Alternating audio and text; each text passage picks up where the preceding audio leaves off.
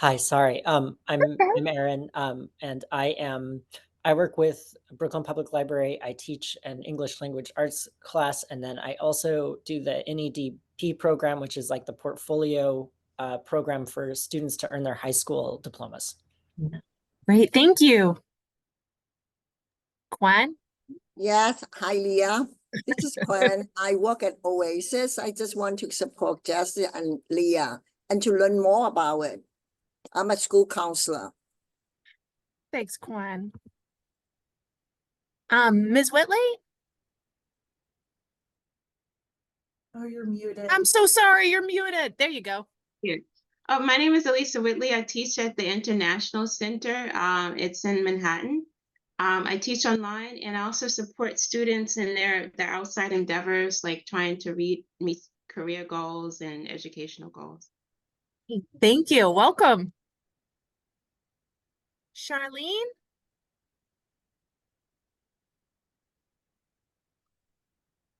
That's okay. We'll come back to Charlene. Annalie? Hi, I'm Annalie. I am a literacy zone coordinator for the Brooklyn Public Library over in Kings Highway. Wonderful. Welcome, Annalie. Tanya? Hello, I was gonna say good morning, but good afternoon. I am at the Brooklyn Public Library, the central location, and I'm teaching, sorry to be offline, I'm multitasking, but I teach hospitality, so I'm teaching the front desk certification, which is really fun. Thank you for having me. So, Ms. Can we contact you after this? Because we're working on something around that. Really? Yes. I was like, me? Okay. Yeah, no, you, yes. We're talking about doing some certifications related to hospitality too. So I would really love to connect with you if you've got time. Absolutely. Absolutely. Great. Thank you. I'm sorry, I'm not sure who's next on here. Folks have flipped around. If you haven't spoken, could you come off mute and just let us know who you are and what you're doing?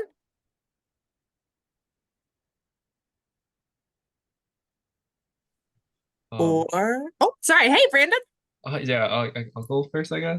I'm Brandon. I work with the Brooklyn Public Library, and I'm a student advisor for the ESOL classes. Great. Thank you.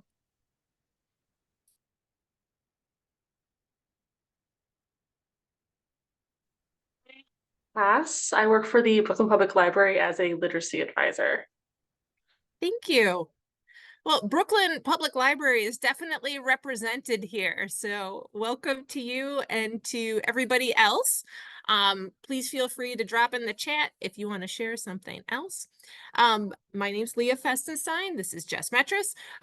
We have been working together across the district for a long time now, but we first worked most closely when I was a middle school administrator, and she was the lead teacher of that middle school. So that is how we met and how we started to this work. I keep thinking I have the control, but I don't. Let's dive in. I've got the power. Okay. Hold on, just an issue for a second. No problem.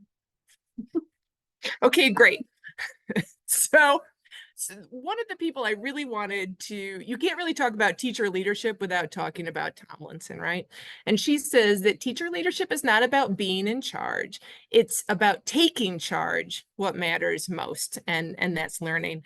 And I think that it's really easy, especially in adult ed, because we're so focused on employment and job focus and everything else. But this learning is what really underpins all of that. We have a working definition of what teacher leadership is. It's really about that capacity of educators and thinking about what influence educators have. Sometimes we forget the real and true definition of what an educator is and how far-reaching our effects are, not just on our students, but on our students' lives and the community to employment. So just take a second and read the definition.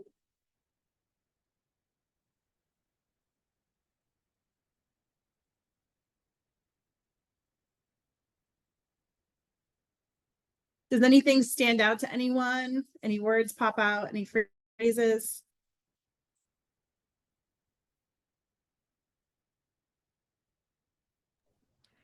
I like the idea of engaging in activities that promote positive change within schools, or especially educational communities where I'm not necessarily based at a school. I think, you know, there's kind of an education environment that I'm working in.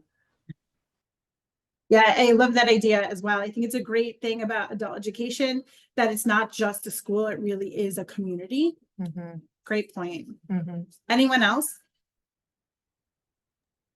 Quite a bit, but I like that the quote on, or the sentence on, teachers often serve as mentors, facilitators, yes, but advocates and innovators, driving progress and fostering a culture of continuous improvement. And you see that with, I'm sure, all of you with your students when they come back and talk to you. Yeah, it's really about that idea of living in that environment, right? And no one does it more often than teachers because it's that first kind of experience. So really good point. Anyone else want to share?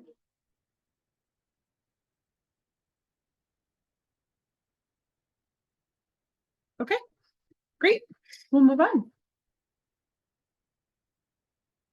So, you know, what is the goal of teacher leadership? These are 4 big goals that we're going to base this presentation around. You can take a look at them there. We're going to go into more depth. I have linked on here where this came from, the Teacher Leadership Toolkit, and you'll get a copy of this presentation and you'll have access to all of this. But why teacher leadership became so important to me was that I was a teacher leader. So I used to be the lead teacher for the district for English language learners. And I know that I had the ability to really impact a lot of instruction very directly through that role, because I got to go into all the schools and work with all the teachers, and I didn't have to be held up by all the administrative nonsense that I currently deal with, right? But I really could focus on exactly what the needs of teachers were.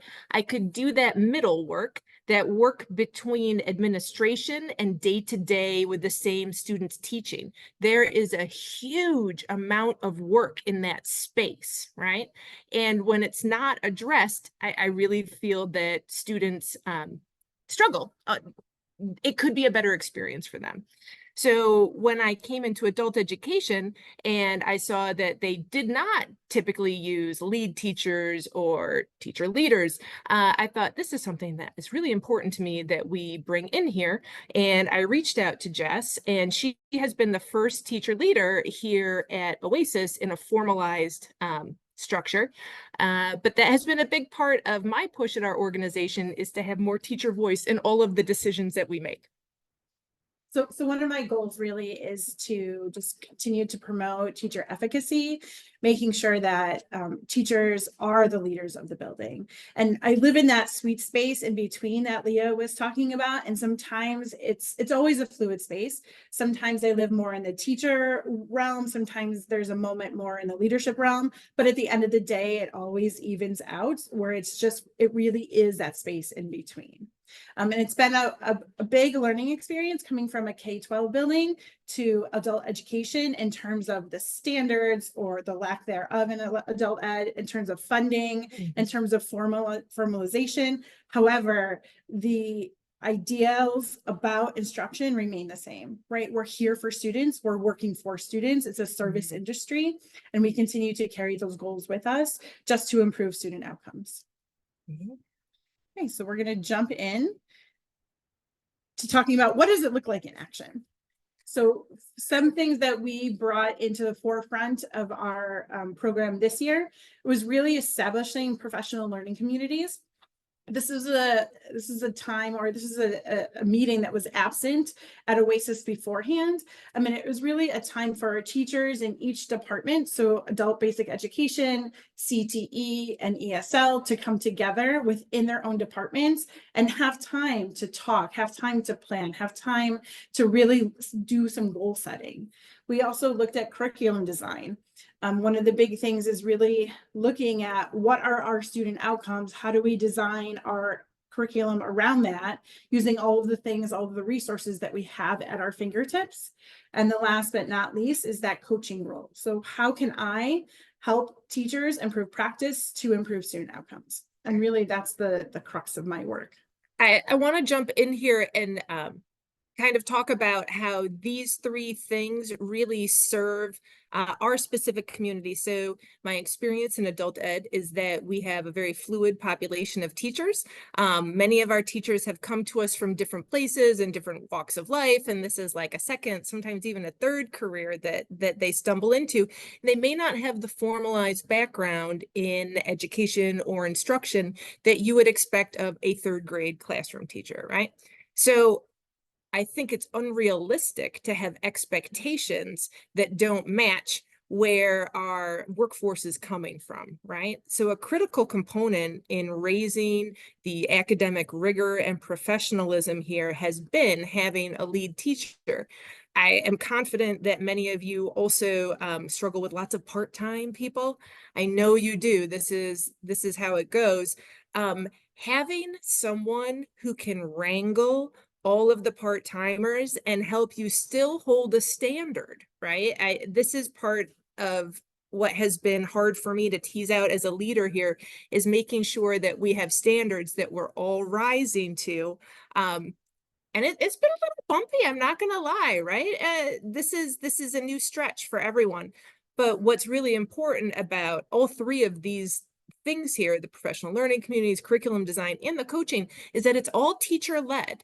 So I touch it, but I don't do it, right? I influence it. I talk about what is important, what our goals as an organization are. And then the idea is that the teachers will take that and create it and keep it moving in a way that really works exactly for them, right?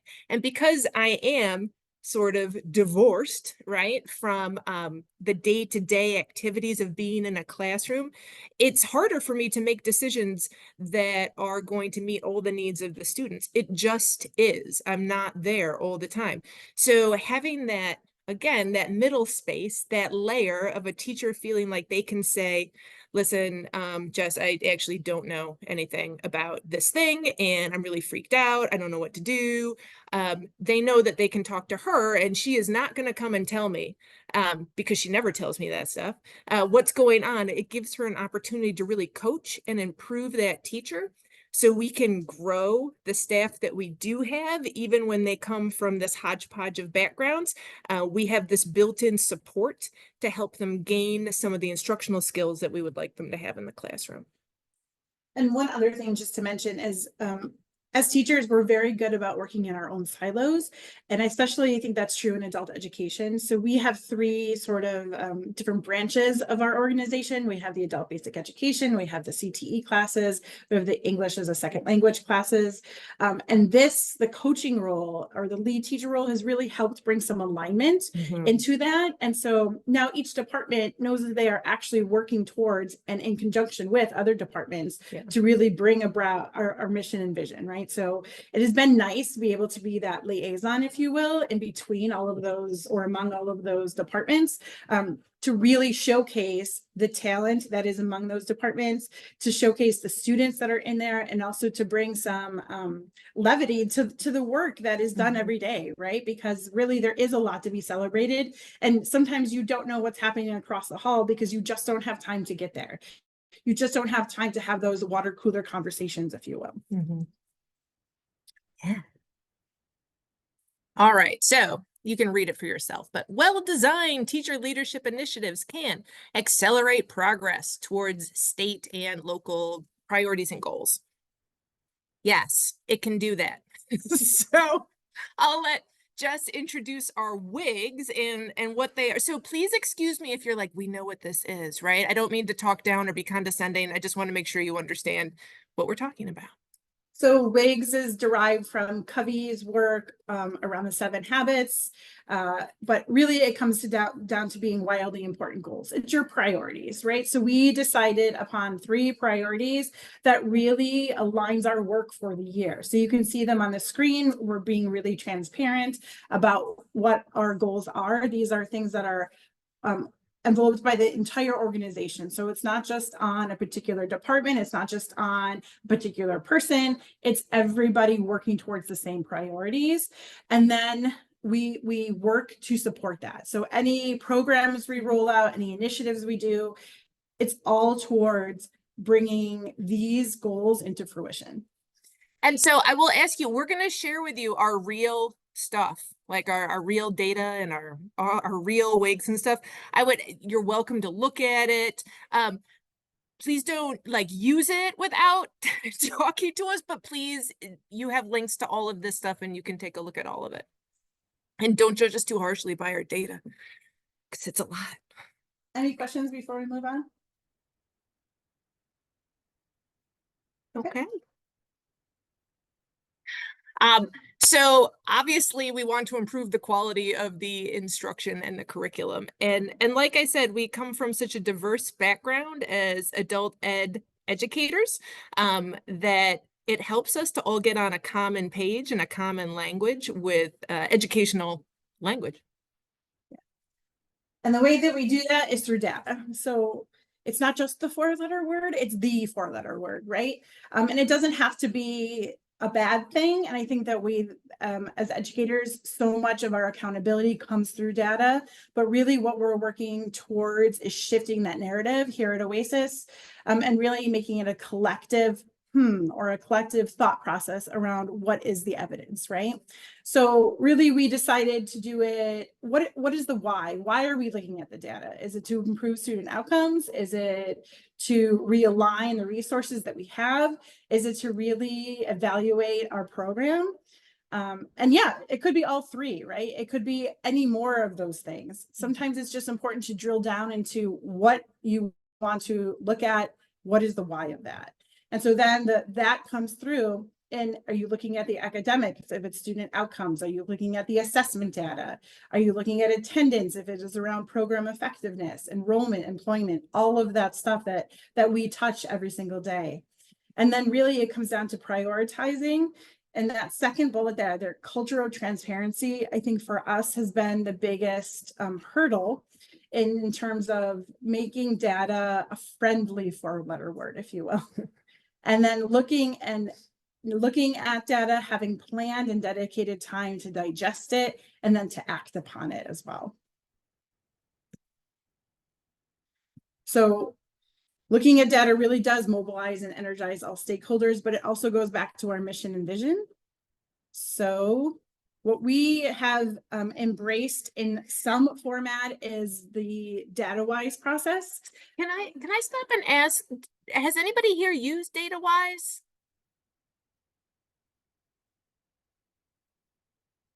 That sounds like a no. All right, well, we'll make sure you have some links for them too. So DataWise is a process that Harvard developed in conjunction with some educators at the college to really change the idea of data for accountability and to data for improvement, right? And really thinking about what is the relevant data points that your organization needs to improve. It's about reflecting on one's own practice. It's about putting an action plan into place. And this is a very simplified version of this longer, months-long process. Mm-hmm. But one of the takeaways for us here is that the data is neutral. It's whatever our observations are, whatever our inquiries are, it's based in evidence, but the data isn't good, the data isn't bad, it just is what it is. It's a reflection of where we are as a point in time, and really working hard among our staff to make that transition to something negative to something that just is. It's just is telling the story of where we are right now. And I'm hoping some of you can relate to that. Sometimes when you look at the data, we have a tendency to be like, oh, we're not where we need to be, right? Mm-hmm. Even though we know in our heads of all of the different things that we have in place that we're trying to put into reality to reach our goals, to make that data better than it is, right? So in the spirit of that, removing those barriers and improving conditions, here's the how. So for us at OACES, one of our goals that we shared is to improve the GED passing rate by 25%. That's our goal by June. And so what we do for that is around the GED tests, which we do here 4 times a year, we compiled a spreadsheet that really tells us how are we doing towards that. You can see on the left, we captured the data from last year. The one on the right is the ongoing data we have so far. And excuse me for this, this is from September until now. So we had administration in November of 23, and we had an administration of the GED in February of 24. So on the right, you can see the accumulation of that data there. And along the bottom, you can see the tabs that it's broken out a little bit so that we can really dive in. And for us, we wanted to see, we have some offsite programs, especially around adult basic education. So we wanted to see where our successes are, what's working well at one place, and how can we duplicate that at another. What are some things that, what are some subject areas that we're performing well in, and why are we performing well in those, versus maybe we can take some practices that we're doing well in and apply them to some other areas.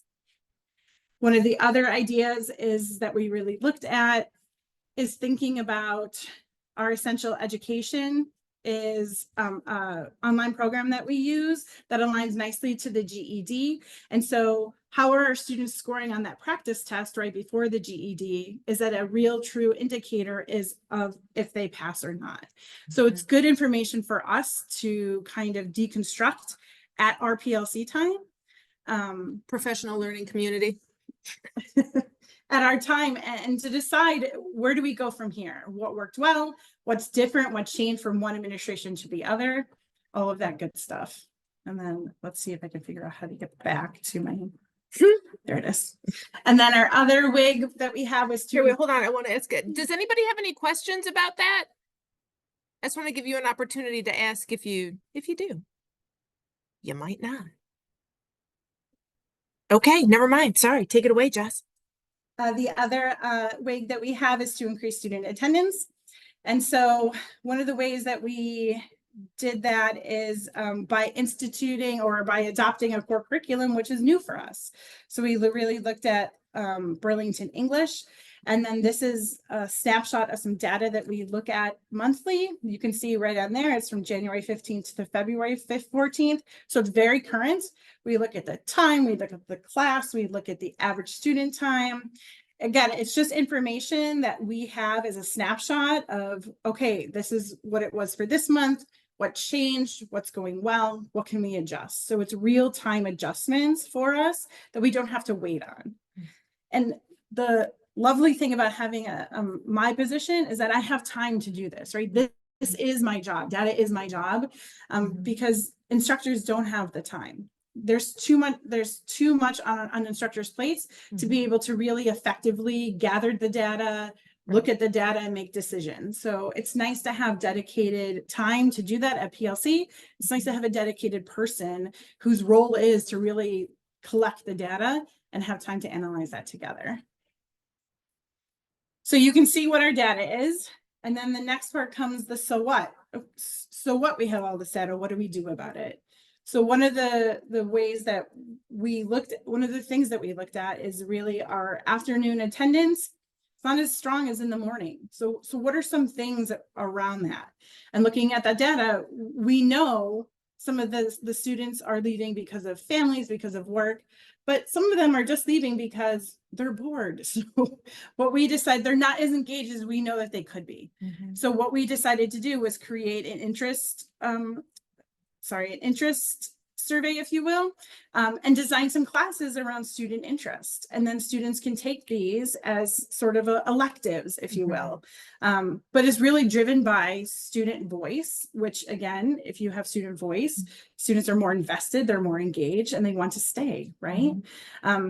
And so coupled with a student voice, it's also teachers having a passion project. What are you interested in teaching? You're teaching English, but you're going to teach English through something that you're really interested in, something that you're knowledgeable about. Bring that spark back. And again, that would invite our students to stay a little bit longer. One of the other ways that we used our data is to create a student self-assessment with our ABE team. Our ABE team is very passionate about helping students be better students because, as you know, sometimes our adult basic education students have disrupted experiences. And so to capitalize on what students need to know and be able to do, it's nice to make that explicit. And so this is a conferring tool that our ABE teachers have started to use based directly on information that they gathered and that we looked at in PLC as a way to respond to student needs, as a way to increase our passing rate on GED. Because if we know how to be a better student, we can teach those skills, right? We can incorporate that into our conversations with our students. So. All right, and now I did something to my computer. I'm so sorry. So I have to look at her screen because I have done something to mine. But establish sustainable and effective leadership systems. I can only speak for the system that I work in, and you can turn the slide. But where I work, there is a lot of churn and disruption. Leaders in this district get rotated pretty frequently, and there's a lot of instability, if I'm honest. So the idea around teacher leadership is really ensuring continuity, and it's ensuring continuity, right? So that whatever systems I might have in place, if they're just leadership developed and leadership led, then they disappear when the leader disappears. But if you have something that's built culturally, and by culturally, it's explicitly with the staff, and they are their systems and their protocols, then they live a lot longer and become significantly more effective or impactful than what I could come up with on my own. All right. And that's us. You guys have been really quiet. I'd love to hear from some folks about how you're using data or teacher leadership in your programs.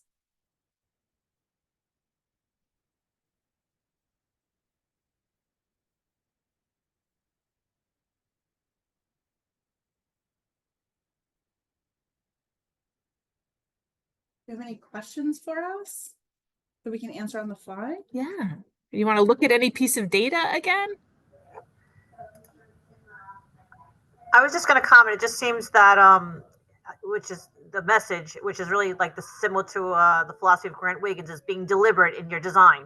You know, that sounds like that's the message here. You have to be, which I totally agree with you. It also makes you accountable, and maybe even for me, it'd make me competitive with myself in a sense. Like I want to beat the data. I think anyone likes data. That's what you start to think like. You want to beat the previous year's data and look for holes, look for areas of growth, and so I agree with you in that, with the message. Yeah. Yeah, and I don't think data has to be a stagnant thing, right? It's a living, breathing entity. And it's really what we do with that, right? And we can take it as much or as little as we want. And it's really directed by what the teachers are seeing.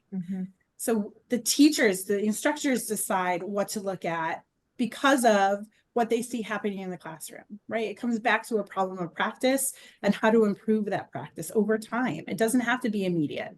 It should be cyclical. How often do you folks, so I know a number of you are from the Brooklyn Library System. How often do you get together as a team and talk about instruction? What? Hey, sorry, go ahead. No, you go ahead. You go ahead. So the HSE instructional team gets together as a group once a cycle, so once every few months. But we're sort of working on how we could brainstorm other ways to get together, maybe in smaller groups and or instructional teams and so on. Yeah, that's so hard. Like once every few months, that's what was happening here too. It's really hard to get on the same page, no matter how well intended and how many Google Docs you have, when you don't have that carved out time. It's just very hard to do otherwise. And we had to get really creative too. So during this time that I'm pulling teachers out of their classroom, it's in the middle of the day. And what I've done is I have their case managers go into the classrooms and provide case management services so that there's no interruption in services to students, but teachers are out of the room and able to do the work they need to do. Can I ask, like, for you guys, it sounds like your like classes and your community is all located in like one environment, one location, am I right? Yes and no. So we have a main campus Mhm. where all of our CTE classes happen, and we also have adult ed and ESL. We also have a number of satellite programs. So for example, we're in the jail, we're at a bunch of community agencies. Most of those classes are in the evening, but we do have a few during the day. But yes, there is one campus that is the primary campus. Okay. It's just because like I think at least for BPL and with our ESOL program, we're a lot more scattered. We're in a lot more branches and we share that space. So I think that's a unique challenge, at least with us, Yeah. having that I guess you were asking about that instructional meeting with each other. That's an extra challenge for us to have it like in person. Yeah. Yeah. Yeah, but each of our sites are super different, huh? Mhm. And to be transparent, we have some teachers that work in our offsite programs that we do not get into these meetings. And so we have a number that teach nights that actually teach during the day in the school Mhm. district doing something else, right? And so those folks we aren't able to pull in the same way. So I don't want to represent that we're doing it perfectly because we are not. But we're doing it better than we were a year ago. Mhm. Thank you though. No, you're welcome.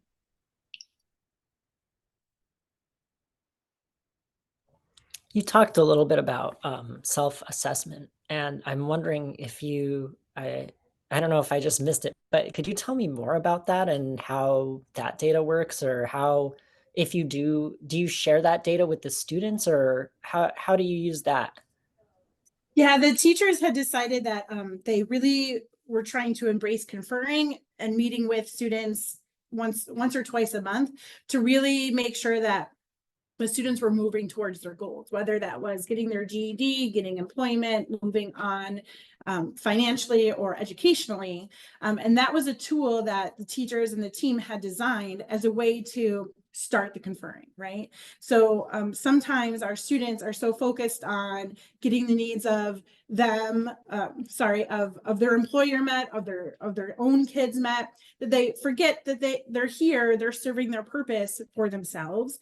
And so it was a nice, easy way to have students look at themselves and give some honest feedback. And then the teachers were really awesome about being like, can you share? You know, it's an invitation, it's not an expectation.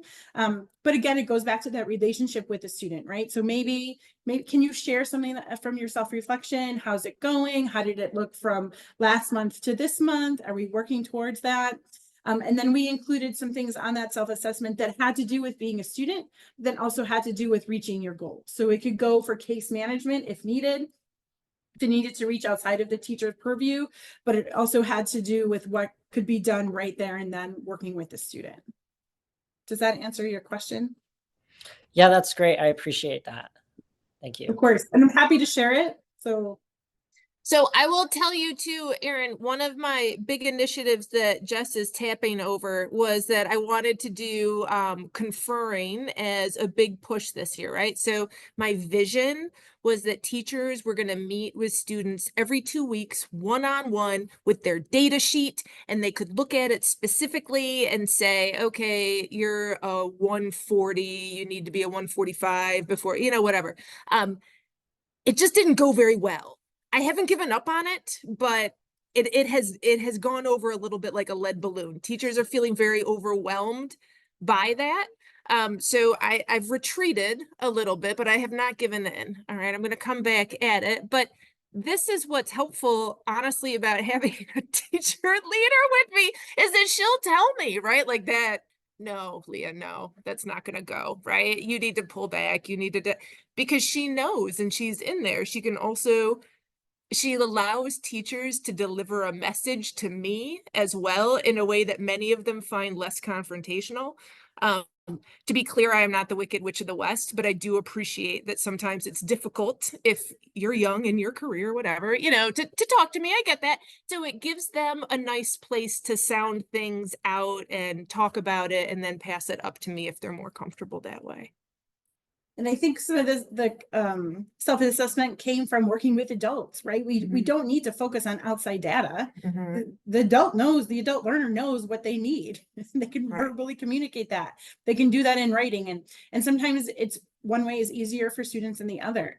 But we didn't want it just to be like this outside data source. We really wanted to come from the students to have it be authentic, right? We know at the end of the day, students show up for their teachers, and teachers are working for their students. So let's capitalize on that relationship and put some things into place that will help further the students and improve their outcomes. Really, that's the name of the game, right?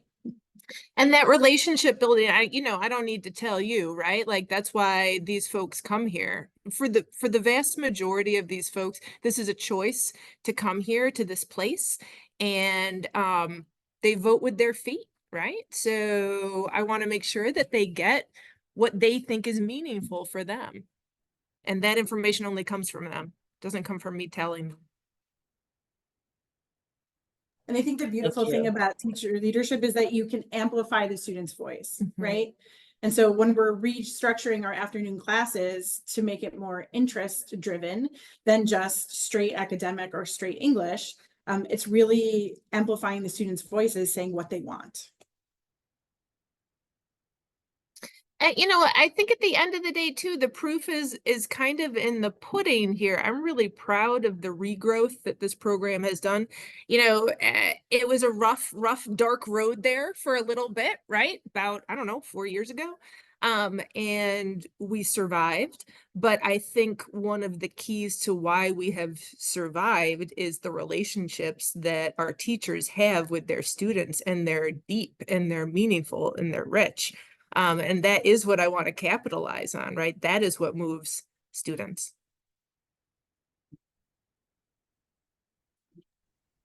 I have a quick question, and sorry about that process. Is that something that the case managers are involved with as well? Which process? Of the meetings with the students and self-assessments. So, okay, you're tapping into my frustration. Yeah, that's what I want to have happen. Okay, we're not there yet.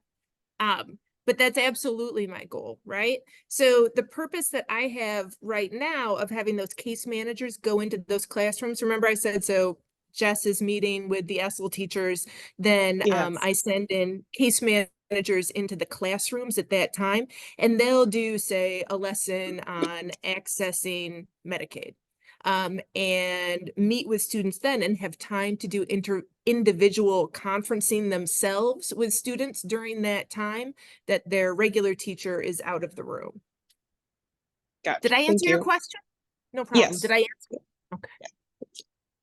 We also aligned case managers with a teacher so that the teacher has one case manager to go to. So if they're conferring with a student, something comes up, maybe about housing, the teacher knows they can go right to one person. And so it's not who they can catch in the hall. It's a dedicated person that can grow that relationship with that class and with that student.